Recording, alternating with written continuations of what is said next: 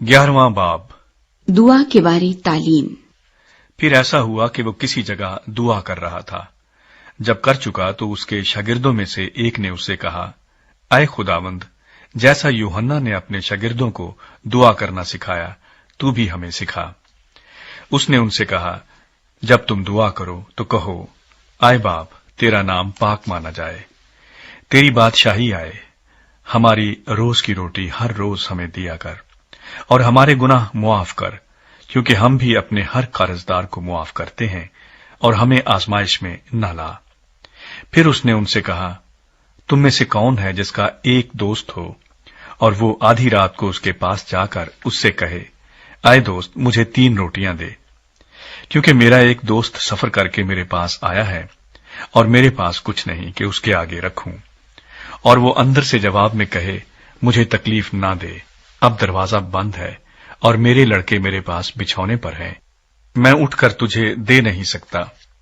मैं तुमसे कहता हूं कि अगरचे वो इस सबब से कि उसका दोस्त है उठकर उसे ना दे, तो भी उसकी बेहयाई के सबब से उठकर जितनी दरकार है उसे देगा। बस मैं तुमसे कहता हूं, मांगो तो तुम्हें दिया जाएगा, ढूंढो तो पाओगे, दरवाजा खटखटाओ तो तुम्हारे वास्ते खोला जाएगा। क्योंकि जो कोई मांगता है उसे मिलता है, और जो ढूंढता है वो पाता है, और जो खटखटाता है उसके वास्ते खोला जाएगा। तुम में से ऐसा कौन सा बाप है कि जब उसका बेटा रोटी मांगे तो उसे पत्थर दे, या मछली मांगे तो मछली के बदले उसे सांप दे, या अंडा मांगे तो उसको बिच्छू दे? बस जब तुम बुरे होकर अपने बच्चों को अच्छी चीजें देना जानते हो, तो आसमानी बाप अपने मांगने वालों को रूल कुद्स क्यों न देगा। यीशु मसीह और बालजबूल। फिर वो एक गूंगी बदरूह को निकाल रहा था, और जब वो बदरूह निकल गई तो ऐसा हुआ कि गूंगा बोला, और लोगों ने ताज्जुब किया। लेकिन उनमें से बाज ने कहा, ये तो बदरूहों के सरदार बालजबूल की मदद से बदरूहों को निकालता है। बाज और लोग आजमाइश के लिए उससे एक आसमानी निशान तलब करने लगे, मगर उसने उनके ख्यालात को जानकर उनसे कहा, जिस सल्तनत में फूट पड़े वो वीरान हो जाती है, और जिस घर में फूट पड़े वो बर्बाद हो जाता है। और अगर शैतान भी अपना मुखालिफ हो जाए तो उसकी सल्तनत किस तरह कायम रहेगी?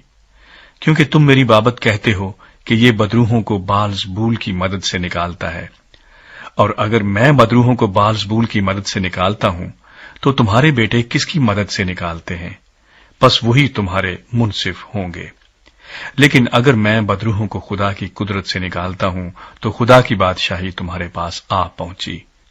जब जोरावर आदमी हथियार बांधे हुए अपनी हवेली की रखवाली करता है तो उसका माल महफूज रहता है, लेकिन जब उससे कोई जोरावर हमला करके उस पर गालिब आता है तो उसके सब हथियार जिन पर उसका भरोसा था छीन लेता और उसका माल लूट कर बांट देता है। जो मेरी तरफ नहीं वो मेरे खिलाफ है, और जो मेरे साथ जमा नहीं करता वो बखेरता है। नापाक रूह की वापसी। जब नापाक रूह आदमी में से निकलती है तो सूखे मुकामों में आराम ढूंढती फिरती है, और जब नहीं पाती तो कहती है कि मैं अपने उसी घर में लौट जाऊंगी जिससे निकली हूं, और आकर उसे झड़ा हुआ और आरास्ता पाती है। फिर जाकर और 7 रूहें अपने से बुरी हमरा ले आती है, और वो उसमें दाखिल होकर वहां बसती हैं, और उस आदमी का पिछला हाल पहले से भी खराब हो जाता है। हकीकी खुशी। जब वो ये बातें कह रहा था तो ऐसा हुआ कि भीड़ में से एक औरत ने पुकार कर उससे कहा, मुबारक है वो रहम जिसमें तू रहा और वो छातियां जो तूने चूसी। उसने कहा, हां, मगर ज्यादा मुबारक वो हैं जो खुदा का कलाम सुनते और उस पर अमल करते हैं। मोजज़े का मुतालबा। जब बड़ी भीड़ जमा होती जाती थी तो वो कहने लगा कि इस जमाने के लोग बुरे हैं, वो निशान तलब करते हैं, मगर यूना के निशान के सिवा कोई और निशान उनको न दिया जाएगा। क्योंकि जिस तरह यूना नैनवा के लोगों के लिए निशान ठहरा, उसी तरह इब्ने आदम भी इस जमाने के लोगों के लिए ठहरेगा। दक्खन की मलिका इस जमाने के आदमियों के साथ अदालत के दिन उठकर इनको मुजरम ठहराएगी, क्योंकि वो दुनिया के किनारे से सुलेमान की हिकमत सुनने को आई, और देखो यहां वो है जो सुलेमान से भी बड़ा है। नैनवा के लोग اس زمانے کے لوگوں کے ساتھ عدالت کے دن کھڑے ہو کر ان کو مجرم ٹھہرائیں گے، کیونکہ انہوں نے یونا کی منادی پر توبہ کر لی، اور دیکھو یہاں وہ ہے جو یونا سے بھی بڑا ہے۔ بدن کا چراغ۔ کوئی شخص چراغ جلا کر تہ خانے میں یا پیمانے کے نیچے نہیں رکھتا، بلکہ چراغ دان پر رکھتا ہے، تاکہ اندر آنے والوں کو روشنی دکھائی دے۔ تیرے بدن کا چراغ تیری آنکھ ہے۔ جب تیری آنکھ درست ہے تو تیرا سارا بدن بھی روشن ہے، اور جب خراب ہے تو تیرا بدن بھی تاریک ہے۔ پس دیکھ، جو روشنی تجھ میں ہے تاریکی تو نہیں۔ پس اگر تیرا سارا بدن روشن ہو اور کوئی حصہ تاریک نہ رہے تو وہ تمام ایسا روشن ہوگا جیسا اس وقت ہوتا ہے جب چراغ اپنی چمک سے تجھے روشن کرتا ہے۔ فقیہوں اور فریسیوں کی تعلیم سے خبردار رہو۔ جب وہ بات کر رہا تھا تو کسی فریسی نے اس کی دعوت کی، پس وہ اندر جا کر کھانا کھانے بیٹھا۔ فریسی نے یہ دیکھ کر تعجب کیا کہ اس نے کھانے سے پہلے غسل نہیں کیا۔ خداوند نے اس سے کہا، اے فریسیو، تم پیالے اور رکابی کو اوپر سے تو صاف کرتے ہو، لیکن تمہارے اندر لوٹ اور بدی بھری ہے۔ اے نادانو، جس نے باہر کو بنایا، کیا اس نے اندر کو نہیں بنایا؟ ہاں، اندر کی چیزیں خیرات کر دو تو دیکھو سب کچھ تمہارے لیے پاک ہوگا۔ لیکن اے فریسیو، تم پر افسوس کہ پودینے اور سداب اور ہر ایک ترکاری پر دہ یکی دیتے ہو، اور انصاف اور خدا کی محبت سے غافل رہتے ہو۔ لازم تھا کہ یہ بھی کرتے اور وہ بھی نہ چھوڑتے۔ اے فریسیو، تم پر افسوس کہ تم عبادت خانوں میں اعلی درجے کی کرسیاں اور بازاروں میں سلام چاہتے ہو۔ تم پر افسوس، کیونکہ تم ان پوشیدہ قبروں کی مانند ہو جن پر آدمی چلتے ہیں اور ان کو اس بات کی خبر نہیں۔ پھر شرع کے عالموں میں سے ایک نے جواب میں اس سے کہا، اے استاد، ان باتوں کے کہنے سے تو ہمیں بھی بے عزت کرتا ہے۔ اس نے کہا، اے شرع کے عالموں، تم پر بھی افسوس کہ تم ایسے بوجھ جن کو اٹھانا مشکل ہے آدمیوں پر لادتے ہو، اور آپ ایک انگلی بھی ان بوجھوں کو نہیں لگاتے۔ تم پر افسوس کہ تم تو نبیوں کی قبروں کو بناتے ہو، اور تمہارے باپ دادا نے ان کو قتل کیا تھا۔ پس تم گواہ ہو اور اپنے باپ دادا کے کاموں کو پسند کرتے ہو، کیونکہ انہوں نے تو ان کو قتل کیا تھا اور تم ان کی قبریں بناتے ہو۔ اسی لیے خدا کی حکمت نے کہا ہے کہ میں نبیوں اور رسولوں کو ان کے پاس بھیجوں گی، وہ ان میں سے بعض کو قتل کریں گے اور بعض کو ستائیں گے، تاکہ سب نبیوں کے خون کی جو بنائے عالم سے بہایا گیا اس زمانہ کے لوگوں سے باز پرس کی جائے۔ حابل کے خون سے لے کر اس زکریا کے خون تک جو قربان گاہ اور مقدس کے بیچ میں ہلاک ہوا، میں تم سے سچ کہتا ہوں کہ اسی زمانے کے لوگوں سے سب کی باز پرس کی جائے گی۔ اے شرع کے عالموں، تم پر افسوس کہ تم نے معرفت کی کنجی چھین لی۔ تم آپ بھی داخل نہ ہوئے اور داخل ہونے والوں کو بھی روکا۔ جب وہ وہاں سے نکلا تو فقیہ اور فریسی اسے بے طرح چمٹنے اور چھیڑنے لگے تاکہ وہ بہت سی باتوں کا ذکر کرے اور اس کی گھات میں رہے تاکہ اس کے منہ کی کوئی بات پکڑے۔ 12واں باب، ریاکاری کے بارے انتباہ۔ اتنے میں جب ہزاروں آدمیوں کی بھیڑ لگ گئی، یہاں تک کہ ایک دوسرے پر گرا پڑتا تھا، تو اس نے سب سے پہلے اپنے شاگردوں سے یہ کہنا شروع کیا کہ اس خمیر سے ہوشیار رہنا جو فریسیوں کی ریاکاری ہے، کیونکہ کوئی چیز ڈھکی نہیں جو کھولی نہ جائے گی، اور نہ کوئی چیز چھپی ہے جو جانی نہ جائے گی۔ اس لیے جو کچھ تم نے اندھیرے میں کہا ہے وہ اجالے میں سنا جائے گا، اور جو کچھ تم نے کوٹھریوں کے اندر کان میں کہا ہے کوٹھوں پر اس کی منادی کی جائے گی۔ کس سے ڈرنا چاہیے؟ مگر تم دوستوں سے میں کہتا ہوں کہ ان سے نہ ڈرو جو بدن کو قتل کرتے ہیں اور اس کے بعد اور کچھ نہیں کر سکتے، لیکن میں تمہیں جتاتا ہوں کہ کس سے ڈرنا چاہیے۔ اس سے ڈرو جس کو اختیار ہے کہ قتل کرنے کے بعد جہنم میں ڈالے۔ ہاں، میں تم سے کہتا ہوں کہ اسی سے ڈرو۔ کیا 2 پیسے کی 5 چڑیاں نہیں بکتی؟ تو بھی خدا کے حضور ان میں سے ایک بھی فراموش نہیں ہوتی، بلکہ تمہارے سر کے سب بال بھی گنے ہوئے ہیں۔ ڈرو مت، تمہاری قدر تو بہت سی چڑیوں سے زیادہ ہے۔ یسوع مسیح کے اقرار اور انکار کا نتیجہ۔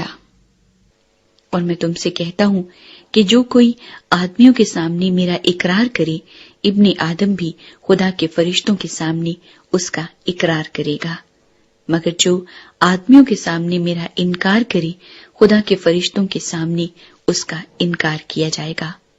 اور جو کوئی ابن آدم کے خلاف کوئی بات کہے، اس کو معاف کیا جائے گا، لیکن جو روح القدس کے حق میں کفر بکے، اس کو معاف نہ کیا جائے گا۔ اور جب وہ تم کو عبادت خانوں میں اور حاکموں اور اختیار والوں کے پاس لے جائیں تو فکر نہ کرنا کہ ہم کس طرح یا کیا جواب دیں یا کیا کہیں، کیونکہ روح القدس اسی گھڑی تمہیں سکھا دے گا کہ کیا کہنا چاہیے۔ بے وقوف دولت مند کی تمثیل۔ پھر بھیڑ میں سے ایک نے اس سے کہا، اے استاد، میرے بھائی سے کہہ کہ میراث کا میرا حصہ مجھے دے۔ اس نے اس سے کہا، میاں، کس نے مجھے تمہارا منصف یا بانٹنے والا مقرر کیا ہے؟ اور اس نے ان سے کہا، خبردار، اپنے آپ کو ہر طرح کے لالچ سے بچائے رکھو، کیونکہ کسی کی زندگی اس کے مال کی کثرت پر موقوف نہیں۔ اور اس نے ان سے ایک تمثیل کہی کہ کسی دولت مند کی زمین میں بڑی فصل ہوئی، بس وہ اپنے دل میں سوچ کر کہنے لگا کہ میں کیا کروں، کیونکہ میرے ہاں جگہ نہیں جہاں اپنی پیداوار بھر رکھوں۔ اس نے کہا، میں یوں کروں گا کہ اپنی کوٹھیاں ڈھا کر ان سے بڑی بناؤں گا اور ان میں اپنا سارا اناج اور مال بھر رکھوں گا، اور اپنی جان سے کہوں گا، اے جان، تیرے پاس بہت برسوں کے لیے بہت سا مال جمع ہے، چین کر، کھا پی، خوش رہ۔ مگر خدا نے اس سے کہا، اے نادان، اسی رات تیری جان تجھ سے طلب کر لی جائے گی، بس جو کچھ تو نے تیار کیا ہے وہ کس کا ہوگا؟ ایسا ہی وہ شخص ہے جو اپنے لیے خزانہ جمع کرتا ہے اور خدا کے نزدیک دولت مند نہیں۔ خدا پر بھروسہ۔ پھر اس نے اپنے شاگردوں سے کہا، اس لیے میں تم سے کہتا ہوں کہ اپنی جان کی فکر نہ کرو کہ ہم کیا کھائیں گے، اور نہ اپنے بدن کی کہ کیا پہنیں گے، کیونکہ جان خوراک سے بڑھ کر ہے اور بدن پوشاک سے۔ کووں پر غور کرو کہ نہ بوتے ہیں نہ کاٹتے، نہ ان کے کھتا ہوتا ہے نہ کوٹھی، تو بھی خدا انہیں کھلاتا ہے۔ تمہاری قدر تو پرندوں سے کہیں زیادہ ہے۔ تم میں ایسا کون ہے جو فکر کر کے اپنی عمر میں ایک گھڑی بڑھا سکے؟ بس جب سب سے چھوٹی بات بھی نہیں کر سکتے تو باقی چیزوں کی فکر کیوں کرتے ہو؟ سوسن کے درختوں پر غور کرو کہ کس طرح بڑھتے ہیں، وہ نہ محنت کرتے نہ کاٹتے ہیں، تو بھی میں تم سے کہتا ہوں کہ سلیمان بھی باوجود اپنی ساری شان و شوکت کے ان میں سے کسی کی مانند ملبس نہ تھا۔ بس جب خدا میدان کی گھاس کو جو آج ہے اور کل تنور میں جھونکی جائے گی ایسی پوشاک پہناتا ہے تو اے کم اعتقادو، تم کو کیوں نہ پہنائے گا؟ اور تم اس کی تلاش میں نہ رہو کہ کیا کھائیں گے اور کیا پیئیں گے، اور نہ شکی بنو، کیونکہ ان سب چیزوں کی تلاش میں دنیا کی قومیں رہتی ہیں، لیکن تمہارا باپ جانتا ہے کہ تم ان چیزوں کے محتاج ہو۔ ہاں، اس کی بادشاہی کی تلاش میں رہو تو یہ چیزیں بھی تمہیں مل جائیں گی۔ آسمان میں خزانہ۔ اے چھوٹے گلے، نہ ڈر، کیونکہ تمہارے باپ کو پسند آیا کہ تمہیں بادشاہی دے۔ اپنا مال اسباب بیچ کر خیرات کر دو، اور اپنے لیے ایسے بٹوے بناؤ جو پرانے نہیں ہوتے، یعنی آسمان پر ایسا خزانہ جو خالی نہیں ہوتا، جہاں چور نزدیک نہیں جاتا اور کیڑا خراب نہیں کرتا، کیونکہ جہاں تمہارا خزانہ ہے وہیں تمہارا دل بھی لگا رہے گا۔ بیدار نوکر۔ تمہاری کمریں بندی رہیں اور تمہارے چراغ جلتے رہیں، اور تم ان آدمیوں کی مانند بنو جو اپنے مالک کی راہ دیکھتے ہوں کہ وہ شادی میں سے کب لوٹے گا، تاکہ جب وہ آ کر دروازہ کھٹکھٹائے تو فوراً اس کے واسطے کھول دیں۔ مبارک ہیں وہ نوکر جن کا مالک آ کر انہیں جاگتا پائے۔ میں تم سے سچ کہتا ہوں کہ وہ کمر باندھ کر انہیں کھانا کھانے کو بٹھائے گا اور پاس آ کر ان کی خدمت کرے گا، اور اگر وہ رات کے دوسرے پہر میں یا تیسرے پہر میں آ کر ان کو ایسے حال میں پائے تو وہ نوکر مبارک ہیں۔ لیکن یہ جان رکھو کہ اگر گھر کے مالک کو معلوم ہوتا کہ چور کس گھڑی آئے گا تو جاگتا رہتا اور اپنے گھر میں نقب لگنے نہ دیتا۔ تم بھی تیار رہو، کیونکہ جس گھڑی تمہیں گمان بھی نہ ہوگا ابن آدم آ جائے گا۔ وفادار یا نمک حرام نوکر۔ پطرس نے کہا کہ اے خداوند، تو یہ تمثیل ہم ہی سے کہتا ہے یا سب سے؟ خداوند نے کہا، کون ہے وہ دیانتدار اور عقل مند دروغہ جس کا مالک اسے اپنے نوکر چاکروں پر مقرر کرے کہ ہر ایک کی خوراک وقت پر بانٹ دیا کرے؟ مبارک ہے وہ نوکر جس کا مالک آ کر اس کو ایسا ہی کرتے پائے۔ میں تم سے سچ کہتا ہوں کہ وہ اسے اپنے سارے مال پر مختار کر دے گا۔ لیکن اگر وہ نوکر اپنے دل میں یہ کہہ کر کہ میرے مالک کے آنے میں دیر ہے، غلاموں اور لونڈیوں کو مارنا اور کھا پی کر متوالا ہونا شروع کرے، تو اس نوکر کا مالک ایسے دن کہ وہ اس کی راہ نہ دیکھتا ہو اور ایسی گھڑی کہ وہ نہ جانتا ہو آ موجود ہوگا اور خوب کوڑے لگا کر اسے بے ایمانوں میں شامل کرے گا۔ اور وہ نوکر جس نے اپنے مالک کی مرضی جان لی اور تیاری نہ کی، نہ اس کی مرضی کے موافق عمل کیا، بہت مار کھائے گا۔ مگر جس نے نہ جان کر مار کھانے کے کام کیے، وہ تھوڑی مار کھائے گا، اور جسے بہت دیا گیا اس سے بہت طلب کیا جائے گا، اور جسے بہت سونپا گیا ہے اس سے زیادہ طلب کریں گے۔ صلح نہیں بلکہ تلوار۔ میں زمین پر آگ بھڑکانے آیا ہوں، اور اگر لگ چکی ہوتی تو میں کیا ہی خوش ہوتا، لیکن مجھے ایک بپتسمہ لینا ہے، اور جب تک وہ نہ ہو لے میں بہت ہی تنگ رہوں گا۔ کیا تم گمان کرتے ہو کہ میں زمین پر صلح کرانے آیا ہوں؟ میں تم سے کہتا ہوں کہ نہیں، بلکہ جدائی کرانے، کیونکہ اب سے ایک گھر کے 5 آدمی آپس میں مخالفت رکھیں گے، 2 سے 3 اور 3 سے 2۔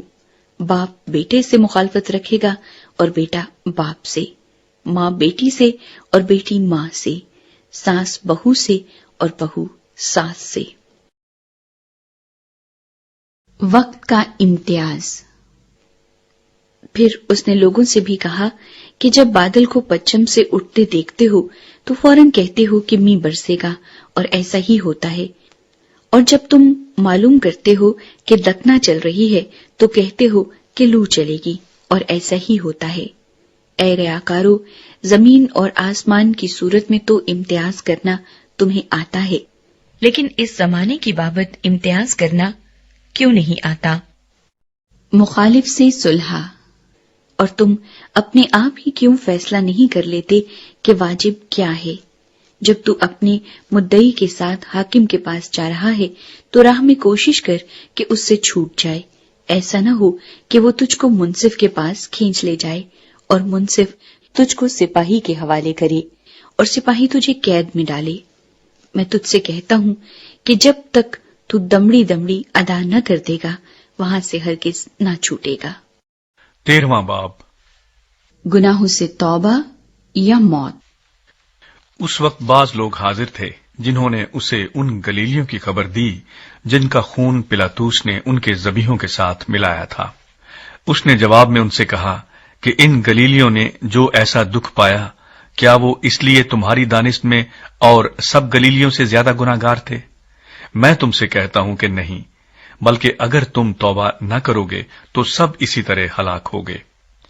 یا کیا وہ 18 آدمی جن پر شیلوخ کا برج گرا اور دب کر مر گئے تمہاری دانست میں یروشلیم کے اور سب رہنے والوں سے زیادہ قصوروار تھے؟ میں تم سے کہتا ہوں کہ نہیں، بلکہ اگر تم توبہ نہ کرو گے تو سب اسی طرح ہلاک ہوگے۔ بے پھل انجیر کے درخت کی تمثیل۔ پھر اس نے یہ تمثیل کہی کہ کسی نے اپنے تاکستان میں ایک انجیر کا درخت لگایا تھا، وہ اس میں پھل ڈھونڈنے آیا اور نہ پایا۔ اس پر اس نے باغبان سے کہا کہ دیکھ، 3 برس سے میں اس انجیر کے درخت میں پھل ڈھونڈنے آتا ہوں اور نہیں پاتا، اسے کاٹ ڈال۔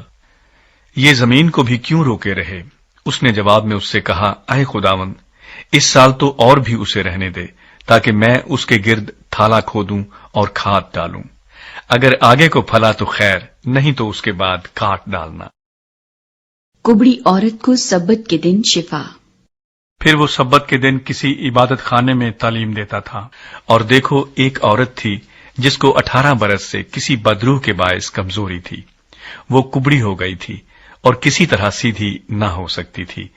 یسوع نے اسے دیکھ کر پاس بلایا اور اس سے کہا، اے عورت، تو اپنی کمزوری سے چھوٹ گئی۔ اور اس نے اس پر ہاتھ رکھے، اسی دم وہ سیدھی ہو گئی اور خدا کی تمجید کرنے لگی۔ عبادت خانے کا سردار اس لیے کہ یسوع نے سبت کے دن شفا بخشی، خفا ہو کر لوگوں سے کہنے لگا، 6 دن ہیں جن میں کام کرنا چاہیے، بس انہی میں آ کر شفا پاؤ، نہ کہ سبت کے دن۔ خداوند نے اس کے جواب میں کہا کہ اے ریاکارو، کیا ہر ایک تم میں سے سبت کے دن اپنے بیل یا گدھے کو تھان سے کھول کر پانی پلانے نہیں لے جاتا؟ پس کیا واجب نہ تھا کہ یہ جو ابراہیم کی بیٹی ہے، جس کو شیطان نے 18 برس سے باندھ رکھا تھا، سبت کے دن اس بند سے چھڑائی جاتی؟ جب اس نے یہ باتیں کہیں تو اس کے سب مخالف شرمندہ ہوئے، اور ساری بھیڑ ان عالی شان کاموں سے جو اس سے ہوتے تھے خوش ہوئی۔ رائی کے دانے کی تمثیل۔ پس وہ کہنے لگا، خدا کی بادشاہی کس کی مانند ہے؟ میں اس کو کس سے تشبیہ دوں؟ وہ رائی کے دانے کی مانند ہے، جس کو ایک آدمی نے لے کر اپنے باغ میں ڈال دیا۔ وہ اگ کر بڑا درخت ہو گیا، اور ہوا کے پرندوں نے اس کی ڈالیوں پر بسیرا کیا۔ خمیر کی تمثیل۔ اس نے پھر کہا، میں خدا کی بادشاہی کو کس سے تشبیہ دوں؟ وہ خمیر کی مانند ہے، جسے ایک عورت نے لے کر 3 پیمانے آٹے میں ملایا، اور ہوتے ہوتے سب خمیر ہو گیا۔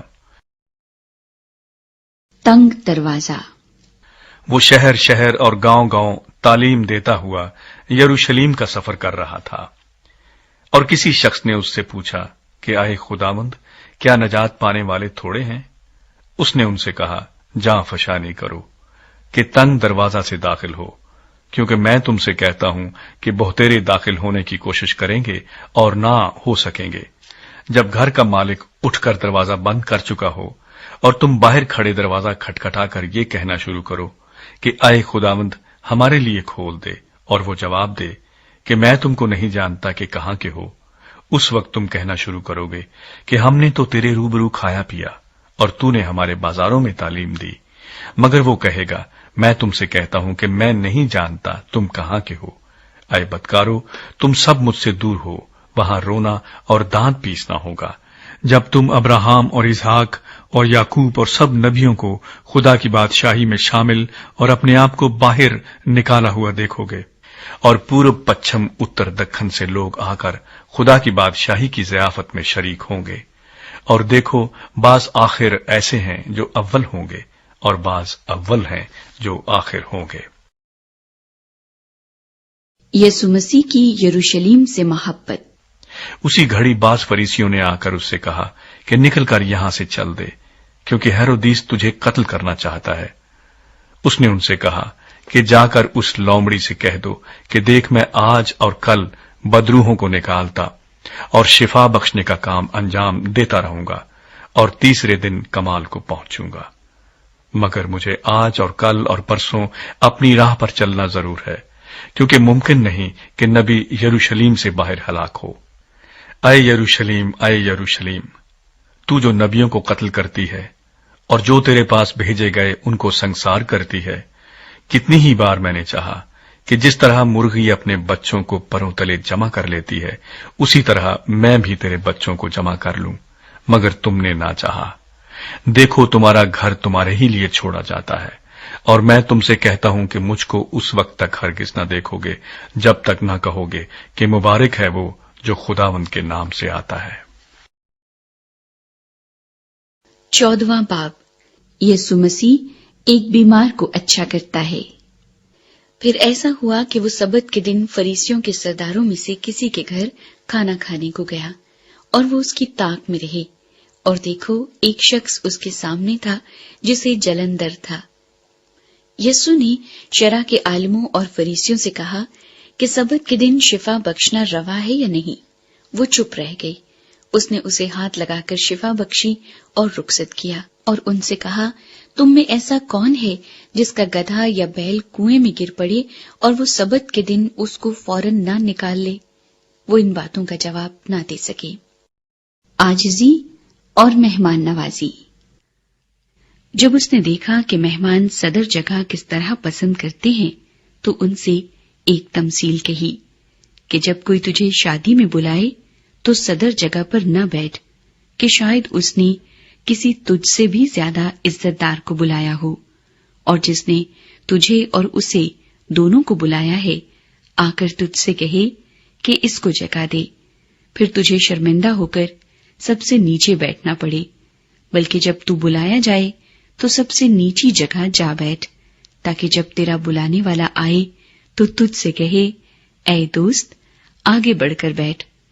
تب ان سب کی نظر میں جو تیرے ساتھ کھانا کھانے بیٹھے ہیں تیری عزت ہوگی، کیونکہ جو کوئی اپنے آپ کو بڑا بنائے گا وہ چھوٹا کیا جائے گا، اور جو اپنے آپ کو چھوٹا بنائے گا وہ بڑا کیا جائے گا۔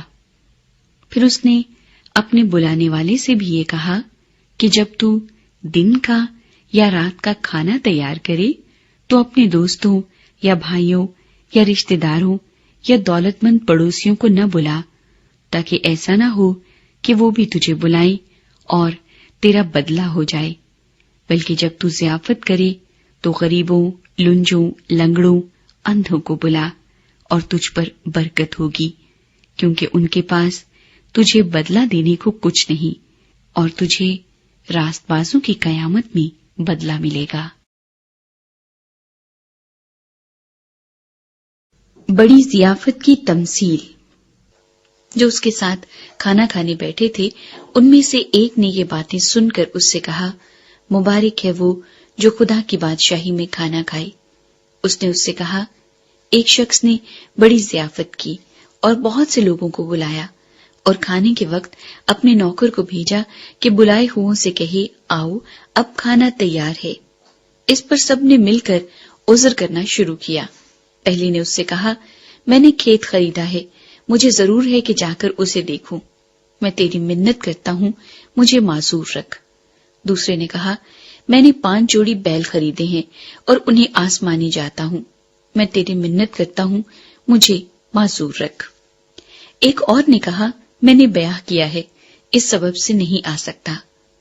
بس اس نوکر نے آ کر اپنے مالک کو ان باتوں کی خبر دی۔ اس پر گھر کے مالک نے غصے ہو کر اپنے نوکر سے کہا، جلد شہر کے بازاروں اور کوچوں میں جا کر غریبوں، لنجوں، اندھوں اور لنگڑوں کو یہاں لے آ۔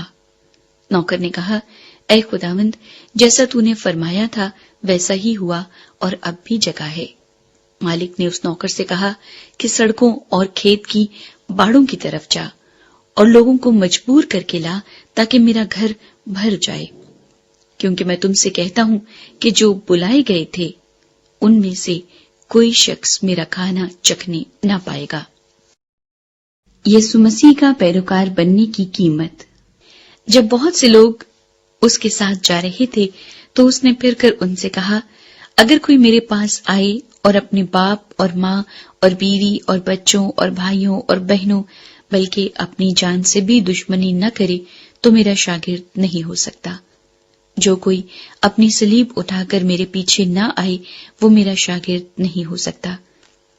کیونکہ تم میں ایسا کون ہے کہ جب وہ ایک برج بنانا چاہے تو پہلے بیٹھ کر لاگت کا حساب نہ کر لے کہ آیا میرے پاس اس کے تیار کرنے کا سامان ہے یا نہیں؟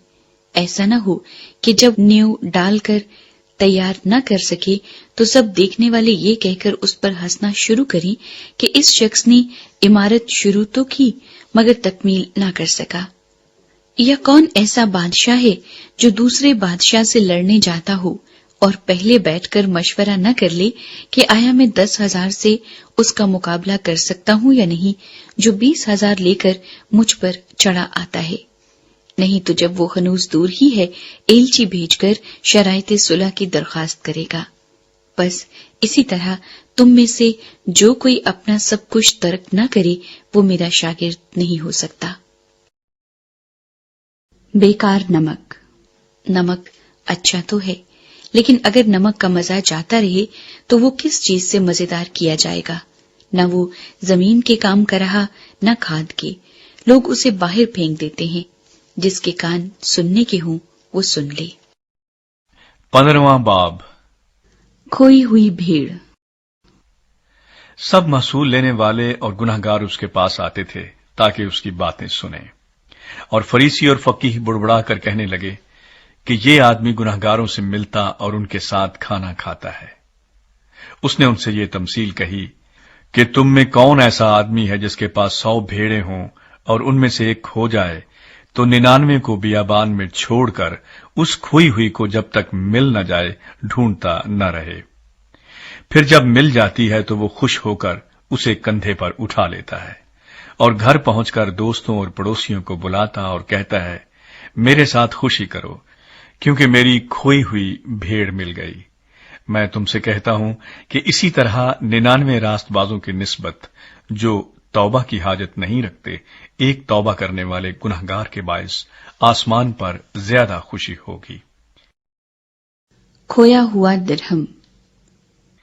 या कौन ऐसी औरत है जिसके पास 10 दिरहम हो और एक खो जाए तो वो चराग जलाकर घर में झाड़ू न दे और जब तक मिल न जाए कोशिश से ढूंढती न रहे, और जब मिल जाए तो अपनी दोस्तों और पड़ोसनों को बुलाकर न कहे कि मेरे साथ खुशी करो क्योंकि मेरा खोया हुआ दिरहम मिल गया। मैं तुमसे कहता हूं कि इसी तरह एक तौबा करने वाले गुनाहगार के बायस खुदा के फरिश्तों के सामने खुशी होती है। खोया हुआ बेटा। फिर उसने कहा कि किसी शख्स के 2 बेटे थे। उनमें से छोटे ने बाप से कहा, अय बाप, माल का जो हिस्सा मुझको पहुंचता है मुझे दे दे। उसने अपना माल मता उन्हें बांट दिया, और बहुत दिन न गुजरे कि छोटा बेटा अपना सब कुछ जमा करके दूर दराज मुल्क को रवाना हुआ और वहां अपना माल बदचलनी में उड़ा दिया। और जब सब खर्च कर चुका तो उस मुल्क में सख्त काल पड़ा और वो मोहताज होने लगा। फिर उस मुल्क के एक बाशिंदे के यहां जा पड़ा। उसने उसको अपने खेतों में सूअर चराने भेजा और उसे आरजू थी कि जो फलियां सूअर खाते थे उन्हीं से अपना पेट भरे, मगर कोई उसे न देता था। फिर उसने होश में आकर कहा, मेरे बाप के बहुत से मजदूरों को इफरात से रोटी मिलती है और मैं यहां भूखा मर रहा हूं। मैं उठकर अपने बाप के पास जाऊंगा और उससे कहूंगा, ऐ बाप, मैं आसमान का और तेरी नजर में गुनाहगार हुआ, अब इस लायक नहीं रहा कि फिर तेरा बेटा कहलाऊं। मुझे अपने मजदूरों जैसा कर ले। बस वो उठकर अपने बाप के पास चला। वो अभी दूर ही था कि उसे देखकर उसके बाप को तरस आया और दौड़कर उसको गले लगा लिया और चूमा। बेटे ने उससे कहा, आए बाप, मैं आसमान का और तेरी नजर में गुनहगार हुआ, अब इस लायक नहीं रहा कि फिर तेरा बेटा कहलाऊं। बाप ने अपने नौकरों से कहा, अच्छे से अच्छा लिबास जल्द निकालकर उसे पहनाओ और उसके हाथ में अंगूठी और पांव में जूती पहनाओ और पले हुए बछड़े को लाकर ज़बह करो ताकि हम खाकर खुशी मनाएं। क्योंकि मेरा ये बेटा मुर्दा था, अब जिंदा हुआ, खो गया था, अब मिला है। बस वो खुशी मनाने लगे। लेकिन उसका बड़ा बेटा खेत में था। जब वो आकर घर के नजदीक पहुंचा तो गाने बजाने और नाचने की आवाज सुनी और एक नौकर को बुलाकर दरियाफ्त करने लगा कि ये क्या हो रहा है। उसने उससे कहा, तेरा भाई आ गया है और तेरे बाप ने पला हुआ बछड़ा ज़बह कराया है क्योंकि उसे भला चंगा पाया। वो गुस्से हुआ और अंदर जाना न चाहा, मगर उसका बाप बाहर जाकर उसे मनाने लगा। उसने अपने बाप से जवाब में कहा, देख, इतने बरसों से मैं तेरी खिदमत करता हूं और कभी तेरी हुक्मदूली नहीं की, मगर मुझे तूने कभी एक बकरी का बच्चा भी न दिया कि अपने दोस्तों के साथ खुशी मनाता। लेकिन जब तेरा ये बेटा आया जिसने तेरा माल मता कस्बियों में उड़ा दिया, तो उसके लिए तूने पला हुआ बछड़ा ज़बह कराया। उसने उससे कहा, बेटा, तू तो हमेशा मेरे पास है और जो कुछ मेरा है वो तेरा ही है, लेकिन खुशी मनाना और शादमान होना मुनासिब था क्योंकि तेरा ये भाई मुर्दा था, अब जिंदा हुआ, खोया हुआ था, अब मिला है।